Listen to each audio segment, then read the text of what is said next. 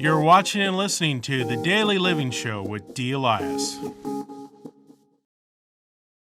Welcome to Daily Living, and today with me on the panel of experts is Dr. Murdoch, and today's topic is something that is all over the news. We're going to be discussing the Second Amendment. Dr. Murdoch, tell me, why is there, at this day and age, why is there such a controversy over guns? Okay, I think there are two sets of agendas. I think on the public end of it, we've got some people who think that guns are bad. Now, I could probably agree with them, but guess what? If they're in the hands of bad people, that's very dangerous.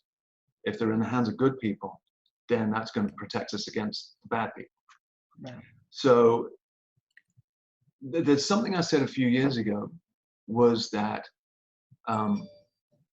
weapons in times of peace could be seen as abhorrent, and the worse and the more dangerous of the weapons would appear even more abhorrent in times of peace. But in times of societal breakdown, whether that is a momentary localized thing from, let's say, someone breaking in your house, or, for instance, a hurricane comes through and communications go down, or there are riots for any reason, you're going to be begging for the most powerful weapons, and your life is going to depend on that. So we've got to look at, is the risk of not having weapons for law-abiding people, because non-law-abiding people will always have weapons. And so would you risk your safety in a crisis by possibly reducing your safety in between those crises? And really, there's not a lower risk of danger. No, sorry, not low. What am I trying to say? People are not a lot more in danger with weapons around, as long as they handle them well, store them responsibly. And I think those are vital components. Isn't that originally what the Second Amendment was all about? Was protecting your home, your family, your property? Yeah, whether it's from the gang down the street or the the government. Yeah, that's what it was. What it was about. Right. What happened? How did we veer off the beaten path, and now all of a sudden guns are extremely bad, and every time that happens they try to announce gun control, total gun control? I mean, what is the overall agenda? Yeah, that's the other thing. There's the public view of guns. We have wolves, criminals, whether they're in office, whether they're thugs, whatever. There's the wolves. There's the sheep who want to manipulate the sheep. The wolves that want to manipulate the sheep. And then there are sheepdogs. There are some of us who are just naturally driven to be defenders. And the sheep see teeth and they think that's a wolf, even though it might be a sheepdog. They haven't got the distinction yet. And some of them have. Some people come around to realizing, oh, we do need defenders, and I want to be one. Or we do need defenders, so I'll stick around with someone who is. So there's that public side of it, and then the other side of it is, mainly industrial agendas, where there are certain interests that want to control the public. And I think pharmaceutical industry is one of those. There are others, but whenever you're having your capabilities to do anything infringed upon, there's something bad coming. Like, for instance, someone puts cuffs on you, something bad's going to happen.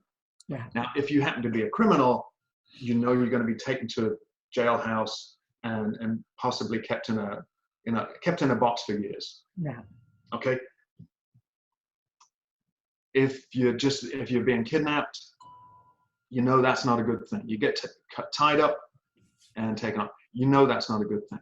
When people are wanting to take your weapons, now whether it's pepper spray, knives, rocks, sticks, guns, whatever, if someone's trying to take your capability of being able to protect yourself away, and remember, the Soviets stopped people doing martial arts. They made martial arts illegal. That there's something bad coming on the back of that. Right. There's never anything good coming on the back of, oh, we've got to take your capability of defending yourself away. So I think there is a bigger agenda, and that bigger agenda is funding the media and the public opinion on it.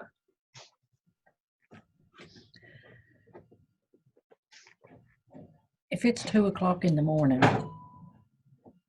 and someone's breaking in my house and I don't have a gun, I guess you have to just hope and pray that there's an officer that can get there before something bad happens. I cannot imagine not having some type of protection.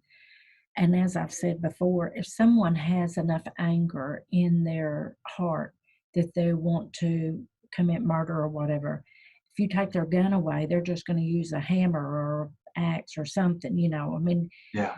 That's not, taking guns away is not going to stop the crimes. No, we've seen that, like in London. I come from England, and currently in London there is such an upswing in murders. I mean, it's above the murder rate of New York, and and they're using knives mainly. Yeah. Anyone can get their hands on knives. Right. I mean, as long as I can remember, I was in England until 1992. As long as I could remember, you were not allowed to carry a knife. Pepper spray, no pepper spray.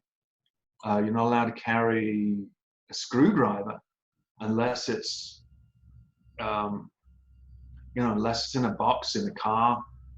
Or you were going, you could demonstrate that you were going to a job, you were going across the street to screw something in or unscrew something. You couldn't carry a stick unless you were limping. It is such an uneven playing field that criminals just have their way. Right. Well, criminals, you're not going to take, you can take all the guns that you think that will solve the problem. They're still going to have weapons. So what that's going to do is people that are innocent, that are just trying to protect their home, their family, their land, they're going to be deemed helpless. And that's going to make the criminals have more power. Oh, yeah. Yeah. So really, when I spoke about this with you, I said my thing about it is that the Second Amendment is love. And I really see it that way, that when you consider what wickedness there is in the world, and you're willing to train yourself and equip yourself to stand in between the violent and the vulnerable, and risk your own safety, until the police get there, I think that's a sign of love. It really is. Some people may be afraid for themselves, but I tell you what, everyone everyone I've spoken with that is a concealed carrier, that has guns in their house for protection or whatever. You say, you paranoid? No, not at all. not in the slightest bit. I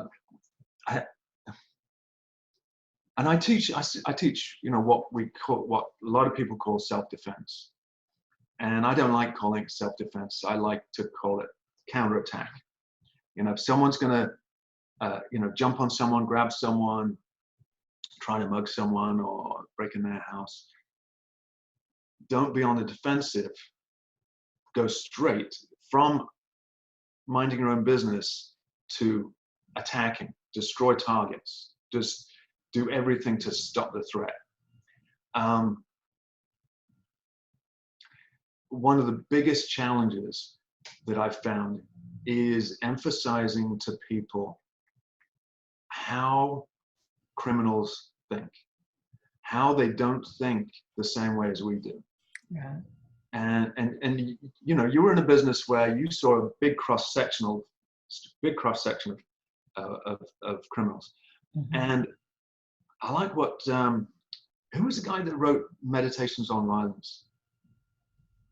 Do you remember that book? Well, he's got a really interesting perspective, and he says that there are those people in prison who made a mistake, and they're not going to do it again. Right. They're just not. They just made a mistake. And then there are the folks who always have an angle. They think they're better than you because they can get one over on you, and they'll find a way. They'll wait till you go out. They'll steal your stuff. Right. That sort of person. If we think about, let's say, Nazi-occupied Germany, there would have been, absolutely justified times when, for instance, Jews would steal food. I wouldn't be against that at all. That's great. But these people we're talking about will do stuff without any desperation. It's not, they may be desperate for drugs. But they'll mug you and take your wallet. Right. They don't mind that sort of thing. They may have some remorse, and then there's a third set of people who are completely psychopathic, sociopathic, have no remorse at all. They think of you as a commodity only. Commodity either for getting you money, getting you, for sex, for for play. Right. And it's difficult to get people to really understand how nasty those folks can be, and that it's worth preparing for that. So nowadays, a lot of the media talks about gun control as far supposedly to help people be safe, when in fact, if you want America to be safe, the first thing you have to do is shut the border. Stop letting all the human trafficking in. If you could cut down on the drugs and the human trafficking, there would not even be a concern about weapons any longer. I don't know. There are some people who degree. get drunk. There are some people who get drunk and shoot. Oh, for sure. Shoot their ex-wife. There's some idiot out there.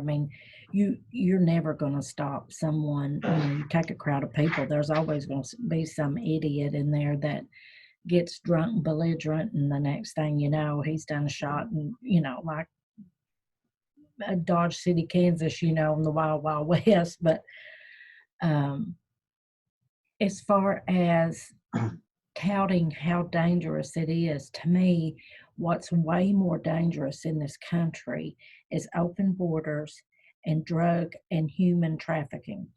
Oh, that's all. It's absolutely awful. Absolutely awful. To say that we abolished slavery. We haven't. No, We haven't. slavery is very much part of every day. It's getting worse. A lot of times people come up missing, all ages, and they're never seen or heard from again. And people just think of it as they've been kidnapped. They have been sucked into human trafficking 9 times out of 10. And the very sad thing is that there is only a 1% recovery rate if they are captured, that they're ever free. Is that right? In the open borders, there's so much sex and drug trafficking going on. Right now, drug trafficking is number 1, and human and sex trafficking is number 2 as far as a billion-dollar industry. So, there's a group of people who are making a fortune off from it at human beings' expense. And it's just, but I think that the politicians should focus way more on that than anything else. If you want to make a difference in this country, you will focus on those. Yeah. Well, when we think about, they talk about gun violence. Well, what's different about gun violence compared with brick violence, right, or car violence, or stick violence, or knife violence? Who wants any of that? Right. But I tell you what, a firearm is a great playing field leveler. For those who need to defend themselves, it is an efficient way to level the playing field. But you got to learn how to get to your firearm. You learn how to retain it. You have to learn how to use it. Right. You have to learn the safety of it for sure. Exactly. So there's all that, and I think women learning how to level that playing field. So knowing not to go stupid places with stupid people at stupid times to do stupid things, and that's often what gets them into trouble and very, very sad outcomes. Right. Well, I hope I never have to use it against someone, but to me, it gives me peace of mind knowing if you break into my house at 3:00 in the morning, I've got measures to protect me, my family, my property, and it's just a sense of security.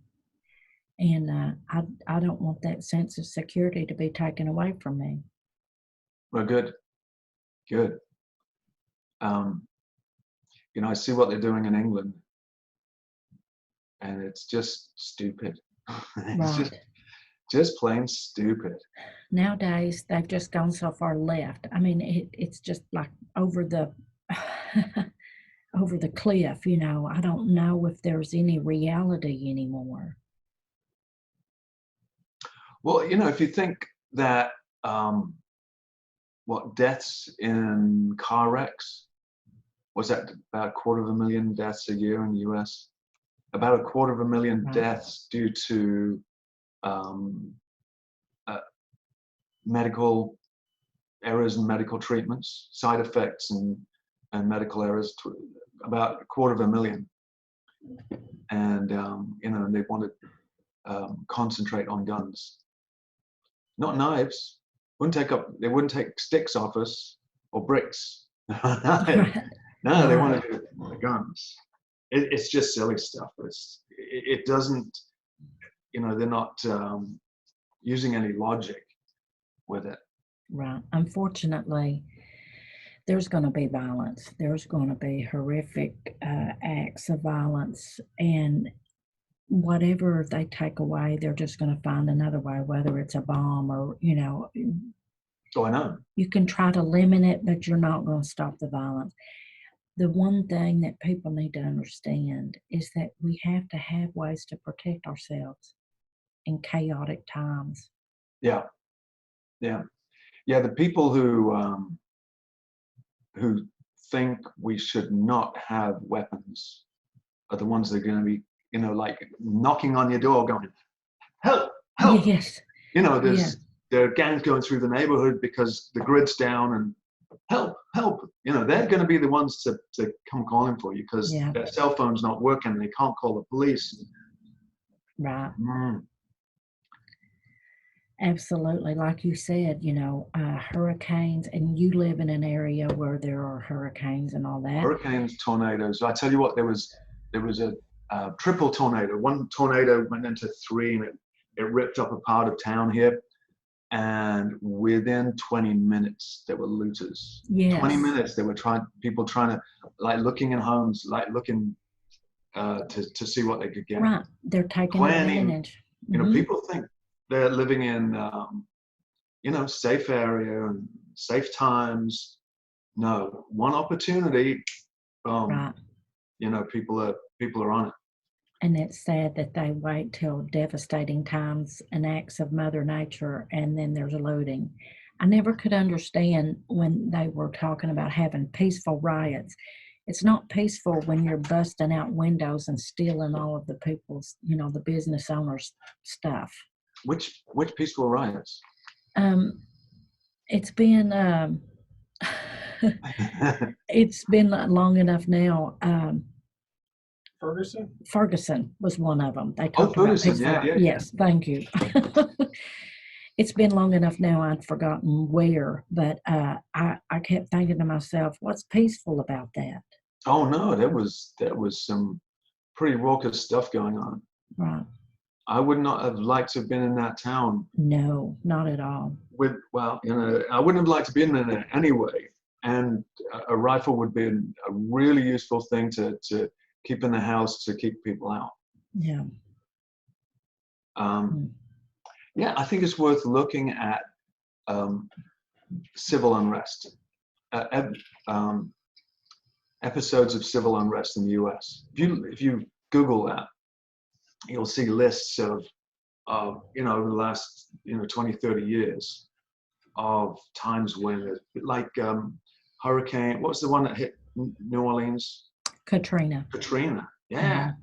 I mean, the stuff that went down there. Oh, absolutely. Horrendous. And they confiscated people's weapons. Yeah, and during that time, they confiscated people's weapons. Yeah. So that left them helpless. That was so unfair. That was just plain wrong. Right. So not only are they having to deal with looters and everything else, now they have no way of protecting themselves against the looters. Mm-hmm. Yeah. So, if people think that they are in a safe area in a safe time, it's all relative, and it can change very, very quickly. And there is a big difference between feeling safe and being safe. People think they have the right to feel safe. I think they have a right to be safe. Right. And it takes something to be safe. It actually takes productive and preemptive measures to be safe. Feeling safe is just an emotion. It doesn't keep you safe. Feeling safe is fluffy and nice, and we all like it, but no one has a right to it. Right. When people talk about, they made me feel unsafe. Okay. Deal with that. Were you unsafe? So I think there's a big difference between the two. Yeah. What do people need to do as far as protecting the Second Amendment? Vote appropriately. Vote appropriately. Talk with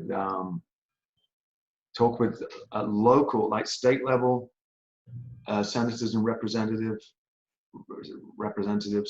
and congressmen, senators, and just point out. I mean, I was at a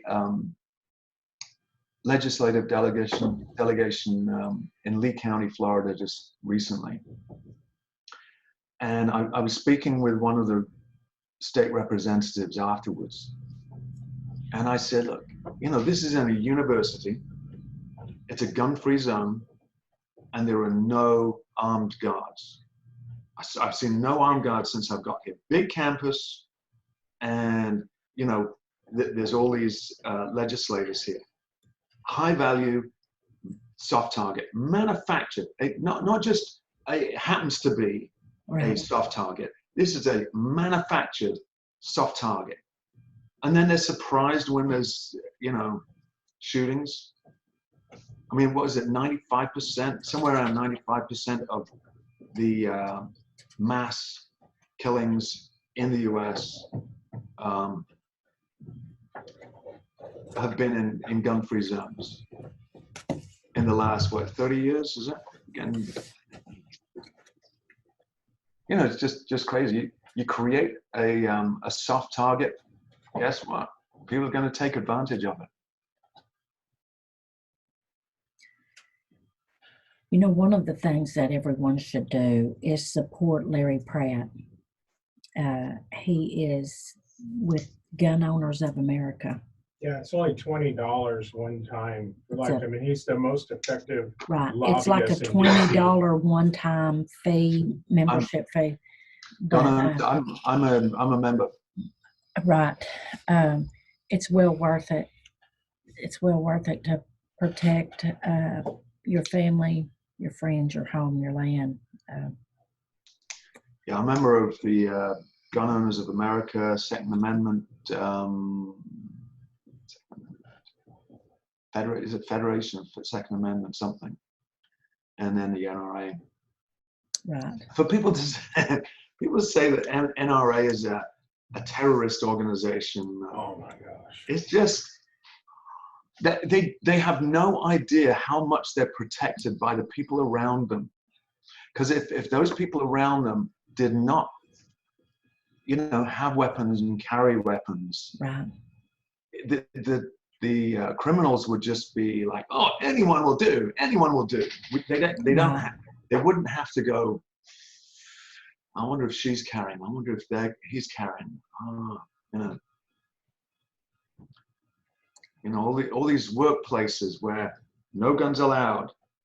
You have the that's where you have the shootings. Absolutely. So keeping them guessing, and I agree with constitutional carry. I agree with the right to open carry. I don't think it's very wise. I think concealed carry is a really good strategy that keeps the criminals guessing. Right. And as long as they're guessing, then They're less apt at least to attack. They're less likely to. Yeah. Yeah. Absolutely. Well, yeah, because a lot of them are cowardly until they stand behind that weapon. Yeah, well, I tell you what, I think of cowards a bit like I think of a pack of dogs. Cowards will pick on bullies. Bullies will pick on the weak. Right. You don't see them going after Navy SEALs. You just don't. Right. Yeah, I'm gonna pick on that guy who's gonna crush me in 3 seconds, or MMA fighters or whatever. They like soft targets. Bullies like soft targets, and they don't like aggression being turned on them at all. Right. And I'm sure you've seen that many times.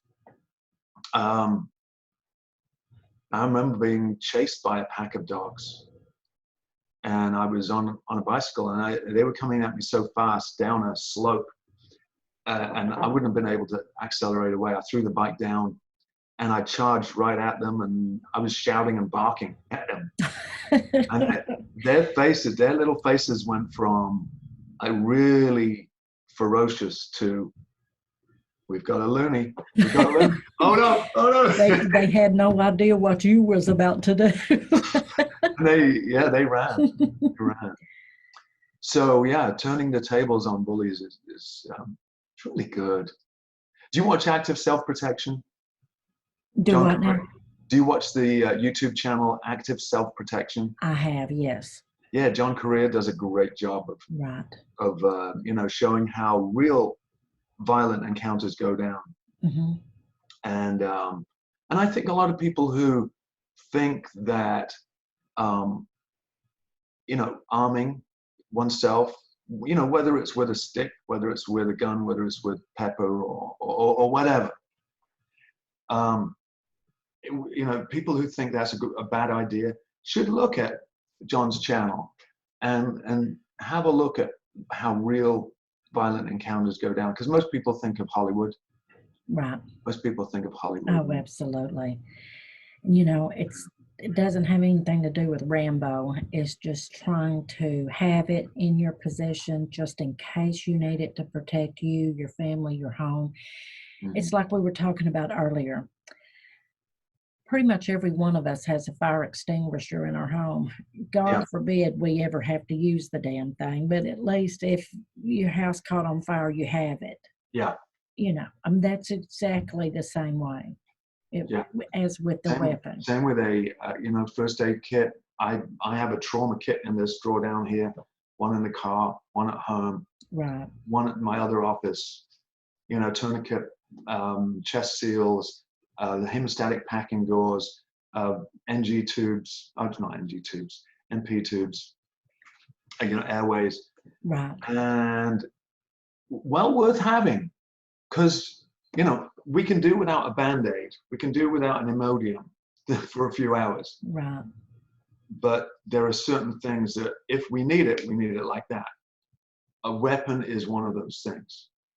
You know, whether it's a knife or a gun. Right. You know, guns have certain advantages in certain situations. Knives have certain advantages in certain situations. But that's why I do both, and jiu-jitsu and kickboxing.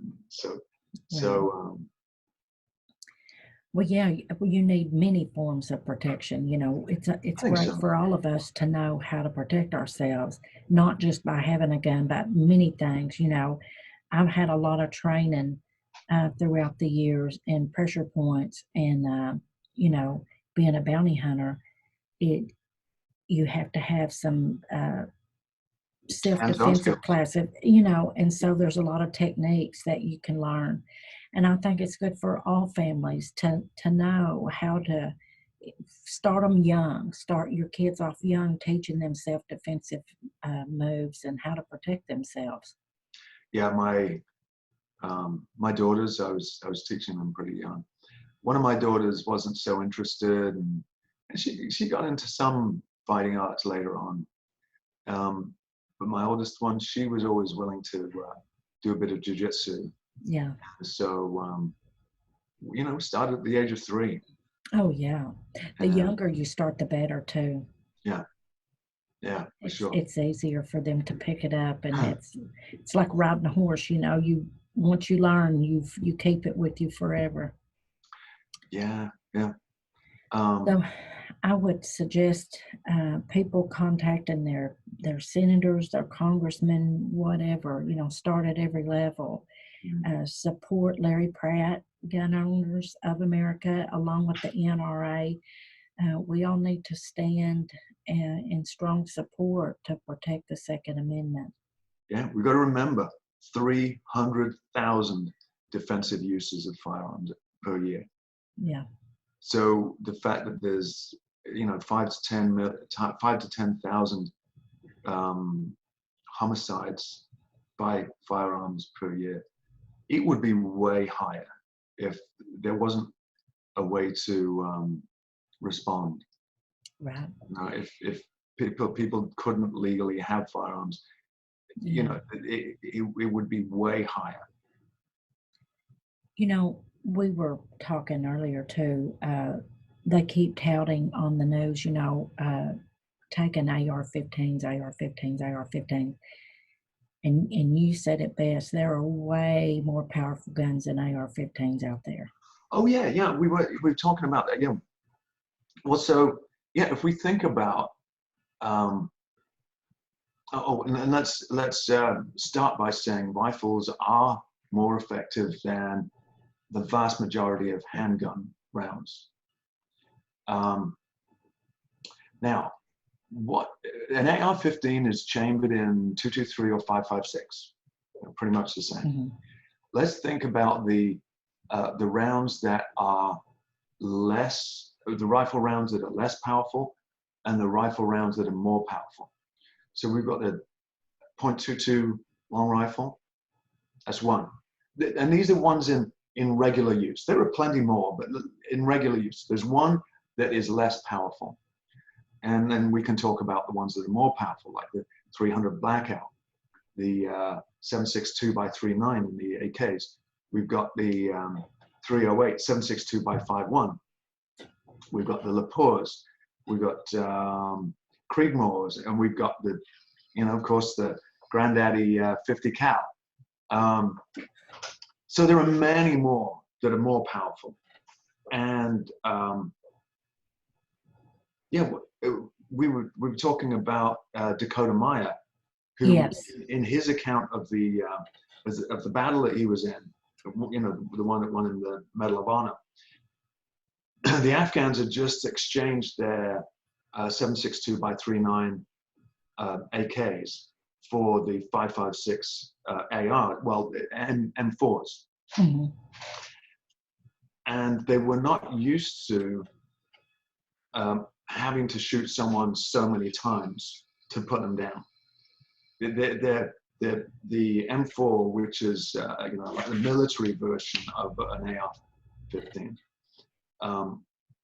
is way less powerful than they were used to. And I know several people, spec ops and otherwise, that have said, it's just such a weak weapon.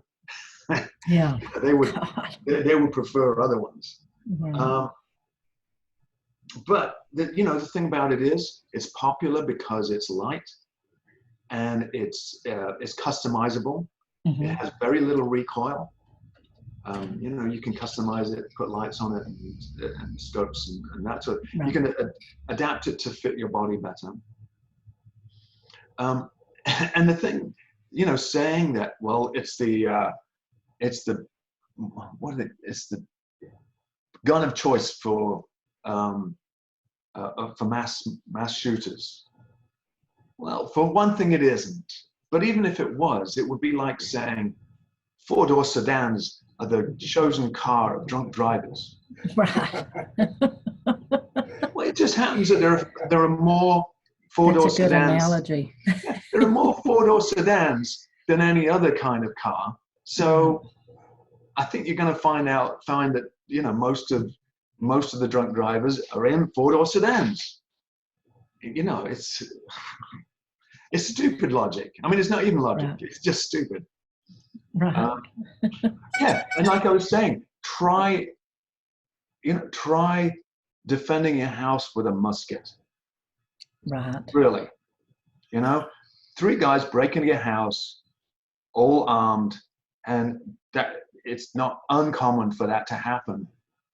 And try seeing them off with a musket, really. Right.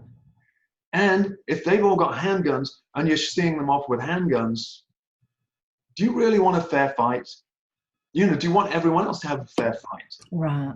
And people talk about, militarizing the police. Well, the people who are defending, the police who are defending you, do you want them just to have a fair fight? Or do you want them decisively to win? Absolutely. When someone comes in your house, do you want to kind of have a fair fight? Or do you want to decisively win? You want to make absolutely damn sure that those people are going to leave and leave your children alone. Absolutely. What's the objective here? Is it just to kind of look good? Because, having an unfair fight is nasty. Well, yeah, fighting is nasty. Make it as unfair as you possibly can. When I teach fighting, I say the first rule of fighting is cheat. Get an unfair advantage as early as you can, and absolutely, go with it. Yeah. The main objective is to win. Yeah. Yeah. Don't have more. I'm thinking about, don't have more than 6 rounds. Don't have more than 10 rounds. Well, they think about. I think the gun control folks are thinking about Hollywood, where everyone goes down after 1 round. Oh, yeah.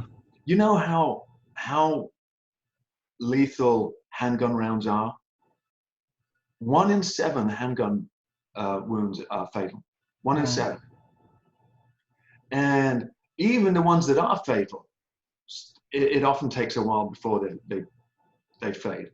And as long as they can do this, they're a danger. Right.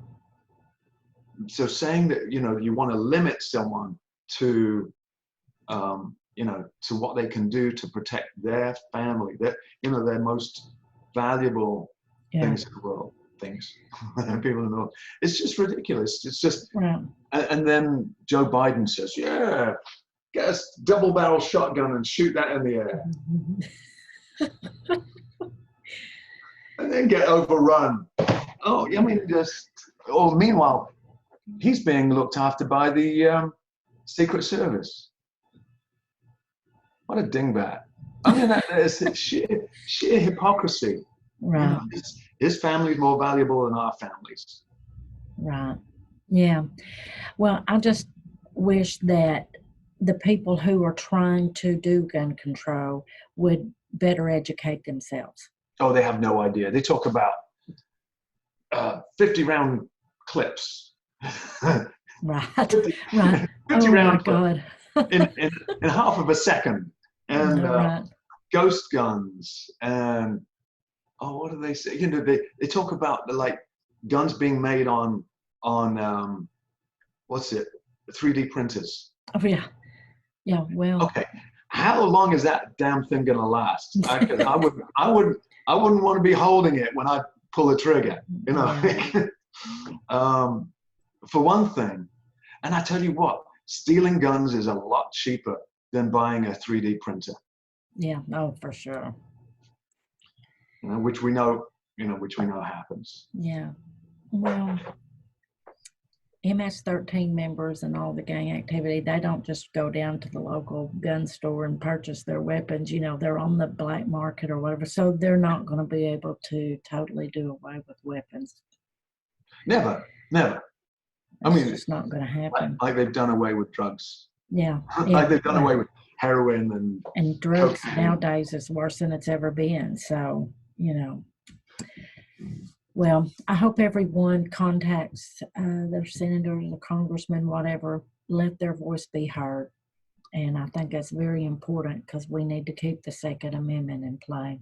Yeah, love your neighbor, protect them. Absolutely. Love our neighbor and protect one another. And if we all stand together, we can do just that. Thank you so much, Dr. Murdoch, for coming on today. It is my pleasure. Lovely to see you again. And Yeah. thank you Thank you for this conversation. Absolutely. And thank you to the viewers. Thank you very much. Bye-bye. Please support our sponsor, RenovationTea.com.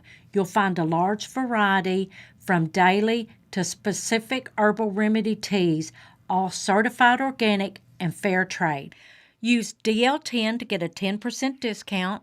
You can find details in the description below. If you like what I'm doing, please like and subscribe, and don't forget to hit the notification bell so you won't miss an episode.